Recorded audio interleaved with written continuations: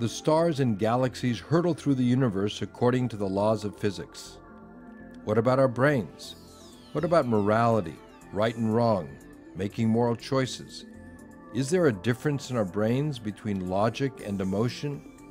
And how much control do we really have over our decisions related to these moral questions?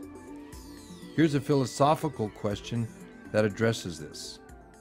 Okay, what I'd like you to do is imagine there's a runaway trolley that is out of control and is about to hit 5 people and kill them. Now you see this, and there's a switch that you're able to pull. And if you pull that switch, the trolley goes onto a sidetrack, and on the sidetrack, there's only one person. So instead of killing 5 people, the trolley kills 1 person. So the question is, would you pull the switch? Yes. I'd pull the switch. I guess you have to pull the switch. If you have to make a choice, you'd rather see 1 person die than 5. I will not pull the switch. If you don't do anything, you are not the killer. If you do something, you are the killer. The fact that 5 people will die instead of 1, you are not to blame. As it turns out, the overwhelming majority of people would pull the switch. It makes logical sense. But how about a second scenario? Now, instead of a switch, in this scenario, there's a bridge, and there's a person standing on the bridge. It's a stranger, you don't know them. So in order to stop the trolley, you have to push the person off the bridge in front of the train. Would you push the person off the bridge? Emotionally, I don't know if I'd be able to. I'd want to push him off the bridge, but I probably wouldn't be able to. I'd have a hard time pushing the man in front of the train. Couldn't do it. It would be too close. You know, that would feel like I was actually taking his life. I feel more connected to actually the murder of someone or the sacrifice of someone by actually physically pushing them off. If you actually have to touch a person, it's too much contact, it's too intimate. So even though I was sacrificing the 1 to save the 5, the act of pulling the lever, I could see myself doing, as opposed to actually pushing a human being off the bridge. Most people don't want to contact the victim.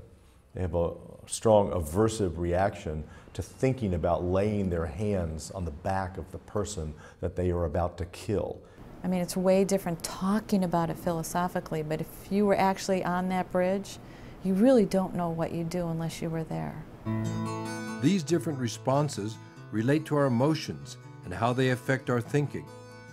We can now study the brain by asking someone a question and seeing which parts of their brains light up when the person thinks of the answer. The studies that have been done suggest that the dorsolateral prefrontal cortex is much more active in going off to the side, and the orbital frontal areas are much more active in pushing the man in front of the trolley. When one thinks of pulling the switch, a part of the brain dealing with mental computation lights up.